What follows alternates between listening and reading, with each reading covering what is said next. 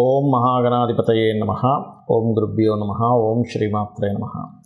పరమేశ్వర స్వరూపమైనటువంటి జ్యోతిష, వాస్తు మరియు ఇతర అనేకమైనటువంటి శాస్త్రములను మనకు అందించినటువంటి మహర్షులకి నమస్కారం. హయగ్రీవ హయగ్రీవ హయగ్రీవేతియో వదేత్తస్య నిస్సరతే వాణి జన్హుకన్యా ప్రవాహవత్. అరుణాం కరుణాతరంగితాక్షీం ధృతపాశాంకుశపుష్పబాణచాపాం అనిమాదిభిరావృతాం మయూకైః అహమిత్యేవ విభావయే భవానీం. శ్రీమాత్రే నమః. ప్రేక్షకులకి ఆ లలితాంబిక అమ్మవారి యొక్క అనుగ్రహం పరిపూర్ణంగా కలగాలని మనస్ఫూర్తిగా కోరుకుంటూ మనం ఈరోజు చెప్పుకోబోయేటువంటి టాపిక్ ఏమిటి అంటే, ప్రతి కుటుంబంలో కూడా తల్లి, తండ్రి, పిల్లలు కావచ్చు, అన్నదమ్ములు కావచ్చు, మేనమామ కావచ్చు, అలాగా ఒక రిలేషన్స్ అనేవి ఉంటాయి. ఆ రిలేషన్స్లో మన పూర్వజన్మ కర్మ ఆధారంగా ఒక రిలేషన్తో మనకి ఇబ్బంది ఉంటుంది, ఒక రిలేషన్తో చాలా బాగుంటుంది. ఎందుకు అలా అవుతుంది అంటే, మనం పాస్ట్ లైఫ్లో చేసుకున్న కర్మ. కొంతమందికి జీవిత భాగస్వామితో ఇబ్బంది ఉంటాయి, కొంతమందికి అన్నదమ్ములతో, కొంతమందికి మేనమామతో, లేకపోతే కొంతమందికి ఆడపడుచులతోని, కొంతమందికి మదర్తో కూడా ఉంటుంది. అది చాలా దారుణమైనటువంటి కాంబినేషన్. కొంతమందికి ఫాదర్తో ఇబ్బంది ఉంటుంది. అయితే ప్రతి లగ్నానికి కూడా ఆ యొక్క కాంబినేషన్ ఎందుకు ఏర్పడుతుంది, దానికి పరిహారం ఏం చేసుకోవాలి, బాగుండాలంటే ఏం చేయాలనేటువంటి చెప్తాను. ఒకటి, మీరు వీడియోని కనుక లాస్ట్ వరకు చూసినట్లయితే జన్మజాతకం తెలియని వాళ్ళకి, డేట్ ఆఫ్ బర్త్ తెలియని వాళ్ళకు కూడా ఏం చేసుకోవాలి అనేది కూడా చెప్తాను. దీంతోపాటు ఇందులో వాస్తుకు సంబంధించినటువంటి పరిహారం కూడా చెప్తాను. కర్కాటక లగ్నము, కర్కాటక రాశి. కర్కాటకం వారికి భగవంతుడు ఇచ్చినటువంటి గొప్ప యోగం ఏమిటంటే, alertness and emotion and express చేయడం చాలా బాగుంటుంది. వీళ్ళకి అలర్ట్ అయిపోతారు, ఎక్కడి నుంచి ఎట్లాంటిది రావచ్చు అండ్ ఫస్ట్ అలర్ట్ అయ్యి తర్వాత డెసిషన్ తీసుకుంటారు. ఇది చాలా గొప్ప గుణం. అలాగే ఎమోషన్, ప్రేమను చూపించడం కానీ, ఎమోషన్ చూపించడం కానీ, మనం అబ్బా నిజమే కదా, అసలు ఎంత మదర్లీ నేచర్ ఉంది వ్యక్తిలో అనిపిస్తుంటుంది. బికాజ్ చంద్రుడు లగ్నాధిపతి అవ్వడం. మరి ఇంత ఎమోషన్స్ ఉన్నటువంటి ఈ చంద్రుడు లగ్నమైనటువంటి వీళ్ళకి కూడా రిలేషన్స్తో ఇబ్బంది ఉంటుందా అంటే, పూర్వజన్మలో చేసిన కర్మ ఎవరినైనా వెంటాడుతుంది. వాళ్ళు ఆఖరికి ఒక రూపం దాల్చి భూమి మీదకి వచ్చినటువంటి మనుష్య రూపంలో తిరిగేటువంటి దేవత అవతారాన్ని కూడా ఇస్తుంది. ఎందుకంటే మనం చాలామంది దేవతల మహాభారతంలో ఉంటుంది. ఎంతోమంది దేవతలు కూడా వచ్చి భూమి మీద నడయాడారు. కౌరవులు, పాండవుల రూపంలో వాళ్ళు కూడా ఇబ్బంది పడ్డారా. భూమి మీద మనం మనిషిగా పుట్టాము అంటే ఖచ్చితంగా ఆ కర్మ ఆ రూపంలో ఇస్తుంది రిజల్ట్. It's very clear.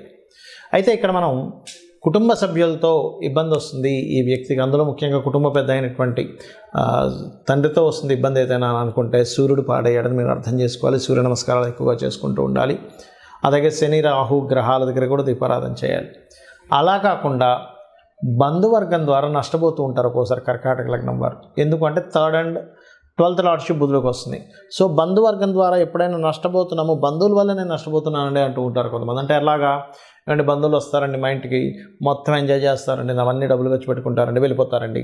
కానీ వాళ్ళ ఇళ్ళకి నేను వెళ్తానంటే ఆ ఊర్లో ఉన్నాను, ఈ ఊర్లో ఉన్నాను అని చెప్తుంటారండి. వాళ్ళకి ఏ సహాయం కావాలని నన్ను అడుగుతారు. కానీ నేను అడిగేసరికి వాళ్ళు లేదండి, నాకు మొన్నే దీన్ని ఖర్చు పెట్టేసాను లేదంటుంటారండి అనేటువంటి కంప్లైంట్స్, వాళ్ళ మనోభావాలు, వాళ్ళ బాధ చాలామంది చెప్పారు నాకు. ఇట్లా ఏమిటి సార్ ఇట్లా అవుతుంది అన్నప్పుడు నేను చూసింది ఏంటంటే, mercury 3rd and 12th lordship వచ్చి పాడయ్యాడు అంటే, 3rd అంటే బంధువర్గము, 12 అంటే ఖర్చు. కాబట్టి మెర్క్యూరీ పాడైనప్పుడు ఇంకా ఎక్కువగా ప్రభావిస్తుంది ఇది.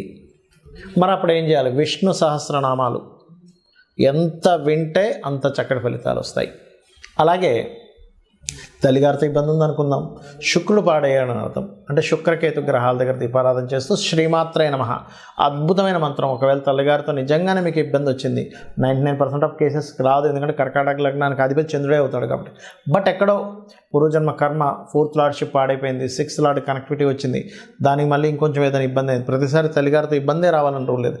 తల్లి యొక్క బాధ్యత వీళ్ళు చేయాల్సి వస్తూ ఉంటుంది. తల్లి అనారోగ్యంతో పాలవుతుంటుంది. అప్పుడు తన మంచం మీద ఉన్నప్పుడు వీళ్ళు తల్లిగారి యొక్క పాత్రను వీళ్ళు పోషించాల్సి వస్తుంది. అలాంటి కేసెస్ కూడా ఉంటాయి. అదేవిధంగా మరి సంతానంతో ఉంటుంది కొంతమందికి. అయితే ఈ లగ్నానికి సంతానం ఈజ్ రాజయోగ కారకుడు. కానీ సమ్టైమ్స్ ఈ 5th లార్డ్ కనుక పాడయ్యాడు, సంతానం ఉద్యోగం చేయకుండా ఇంట్లో తిరగడం, దాని ద్వారా సంతానంతో గొడవలు పడ్డం, ఇట్లాంటివి కూడా జరుగుతుంటాయి. అలాంటప్పుడు సుబ్రహ్మణ్యేశ్వర స్వామి ఆరాధన చేయండి. అత్తగారితో ఉన్నా సరే సుబ్రహ్మణ్యేశ్వర స్వామి ఆరాధన చేసుకోవచ్చు. కానీ జీవిత భాగస్వామితో ఏదైనా డిస్టర్బెన్సెస్ ఉన్నాయంటే మాత్రం మీరు ఖచ్చితంగా వారాహి అమ్మవారి యొక్క అష్టోత్తరం చదువుకోండి. లేదా అనాకలిత సాదృశ్య చుబక శ్రీ విరాజితాయే నమః, ఓం శివకామేశ్వరాంకస్త శివ స్వాధీన వల్లభాయ నమః చేసుకోండి, అన్ని విధాలు బాగుంటుంది. ఇక్కడ ఒక విషయం గుర్తుపెట్టుకోండి, మనకి జన్మజాతకం ఎంత ప్రభావితం చేస్తుందో రిలేషన్స్ విషయంలో వాస్తు కూడా అంత ప్రభావితం చేస్తుంది. అయితే ఇది ఏ దిశను చూసుకోవాలి? ఇక్కడ పర్టికులర్గా సోషల్ కమ్యూనికేషన్స్ లేదా ఇంట్లో ఉండే వాళ్ళందరి సఖ్యతని చూసుకునేటువంటి దిశ తూర్పు. ఎందుకండి తూర్పుకి అధిపతి ఎవరు? తూర్పుకి సూర్య భగవానుడు అధిపతిగా చెప్తూ ఉంటారు, అలాగే ఇంద్రుడిగా చెప్తూ ఉంటారు. మన ఇంద్రియాలు, ఇంద్రుడు అంటే ఎవరు? మన ఇంద్రియాలకు సంబంధించిన ఇంద్రుడు. మనం గనక ఒక రిలేషన్స్ని కరెక్ట్గా మనం అర్థం చేసుకుంటూ ఉంటే అందరూ కలిసి ఉంటారు. సూర్య భగవానుడు ఎందుకు ఇచ్చారు తూర్పుకి అంటే, తూర్పును ఉదయించేటువంటి సూర్యుడు అనే కాకుండా సూర్యుడు న్యాచురల్ 5th లార్డ్, అంటే ఒక బాధ్యతగా ఉండేటువంటి ఒక అడ్మినిస్ట్రేషన్ చేసేటువంటి లక్షణం ఉన్నటువంటి గ్రహం సూర్య భగవానుడు. ఈ తూర్పు భాగం కనుక మీకు మీ వాస్తులో పాడైంది, ఖచ్చితంగా ఏమవుతుంది? ఇంట్లో రిలేషన్స్ పాడవుతాయి. తల్లికి తండ్రి, తల్లికి కూతురికి, తండ్రికి కొడుకుకి, వీళ్ళందరితోనే ఏదో ఒక డిస్టర్బెన్స్ అనేది క్రియేట్ అవుతుంది. మరి దీనికి ఏమిటి పరిహారం? It's very clear. తూర్పు భాగంలో లైట్ గ్రీన్ కలర్ ఉండేలా చూసుకోండి, రెడ్ కలర్ రాకుండా చూసుకోండి, ఇట్లా కొన్ని ఉంటాయి. సో ఫస్ట్ ఆఫ్ ఆల్ ఏంటంటే మీరు లైట్ గ్రీన్ కలర్ పెట్టుకొని అక్కడ మీరు చేయవలసినటువంటిది ఏమిటి అని చెప్పి చూసుకున్నట్లయితే, పర్టికులర్గా మీరు రాముడి యొక్క పట్టాభిషేకం బొమ్మ ఒకటి పెట్టండి. ఇది అయితే మరి ఇందులో మళ్ళీ రకరకాల వేరియేషన్స్ వస్తుంటాయి. అట్లాగా భార్యతో పడట్లేదండి అంటే ఆగ్నేయము నైరుతి కూడా పాడైందని మీరు అర్థం చేసుకోవాలి. అలా కాదండి, మాకు కొన్ని మనీ మ్యాటర్స్ వల్లే ఎక్కువ ఇబ్బంది వస్తుంది, ఇంట్లో రిలేషన్స్తోని కొత్త అవకాశాలు ఇంట్లో ఉండే వాళ్ళ వల్ల నేను ఇబ్బంది పడుతున్నాను అన్నప్పుడు, ఎవరైనా బంధువర్గంలో మేనమామ, మామయ్య వీళ్ళ వరుస వల్ల వస్తుందంటే కొంత నార్త్ కూడా పాడవుతుందని అర్థం. మదర్తో నాకు ఎప్పుడు ఇబ్బంది వస్తుందంటే, మీ జన్మజాతకంలో ఖచ్చితంగా తల్లికి కారకుడైన చంద్రుడు అండ్ 4th లార్డ్ పాడయ్యాడు, దాంతోపాటు వాయువ్యం కూడా పాడైందని మీరు చెక్ చేసుకోవాలి. అప్పుడు ఏమవుతుంది? వాయువ్యానికి అధిపతి చంద్రుడు కాబట్టి మదర్తో వస్తూ ఉంటుంది ఇబ్బంది అనేటువంటిది. అదేవిధంగా అన్నదమ్ములతో ఎక్కువ గొడవ వస్తుందండి, నాకు సౌత్ ఖచ్చితంగా పాడవుతుంది, ఎందుకంటే సౌత్కి కారకుడు కుజుడు, చెక్ చేసుకోండి. అయితే ఇక్కడ జన్మజాతకం లేని వాళ్ళు కూడా చేసుకోవాల్సింది సూర్య నమస్కారాలు. ఒకటి, సూర్య భగవానుడి దగ్గర దీపారాధన చేయడము, అదేవిధంగా ఆదిత్య హృదయ పఠనం చేసుకోవడం, ఇవి ఖచ్చితంగా పాటించాలి. మరొక విషయం ఏంటంటే, ఇక్కడ మీ పర్సనల్ చార్ట్లో పర్టికులర్గా ఇప్పుడు మనం ఒక్కొక్క లగ్నంతో చెప్తూ వచ్చాం. సో మీ పర్సనల్ చార్ట్లో పర్టికులర్ లగ్నానికి ఆ యొక్క కారకుడు దేని ద్వారా కంబస్ట్ అయ్యాడు, దేని ద్వారా సపోర్ట్ అయ్యాడు అనేటువంటి దాన్ని ఫస్ట్ ఆఫ్ ఆల్ మీరు చూసుకోవాలి. ఆటోమేటిక్గా అది చూసుకొని దానికి సంబంధించిన దానం ఇవ్వడము, మంత్రం చేసుకోవడం చేస్తే ఖచ్చితంగా ఫలిస్తుంది.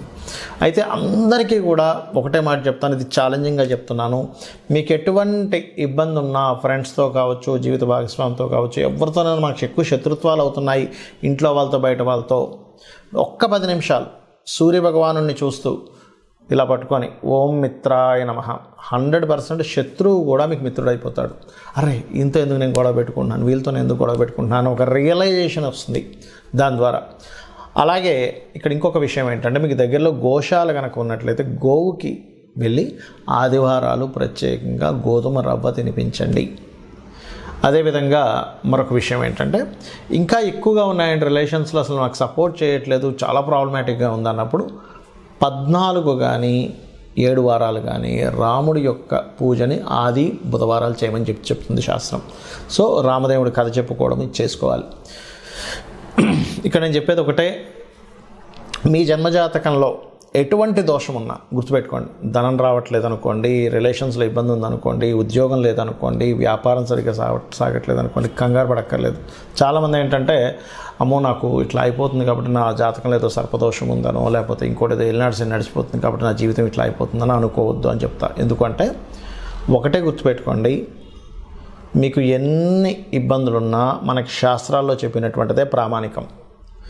దేవీ భాగవతంలో సాక్షాత్ అమ్మవారే చెప్పినటువంటి అంశం నేను మీకు ఇప్పుడు చెప్పబోతున్నా. ఏమిటది అంటే, మీరు గనక ఈ ప్రకృతి ఏమిటి, ఈ విశ్వం ఏంటనే ఒక రియలైజేషన్ కనుక అయితే, లలితా సహస్రనామాలు మొత్తం కూడా రియలైజేషన్. ఈ ప్రకృతి అంటే ఎవరు, ఈశ్వరుడు అంటే ఎవరు, అమ్మవారు అంటే ఎవరు చెప్పేదే లలితా సహస్రనామాలు.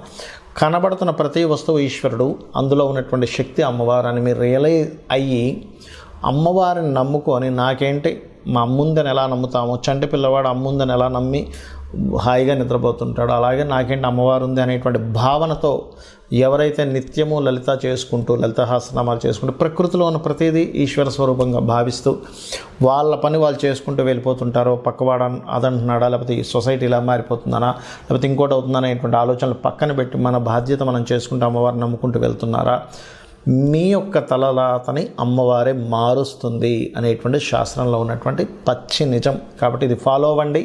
ఆ లలితాంబిక అమ్మవారి యొక్క అనుగ్రహం మీరు పరిపూర్ణంగా పొందాలని మనస్ఫూర్తిగా కోరుకుంటూ శ్రీమాత్రే నమః.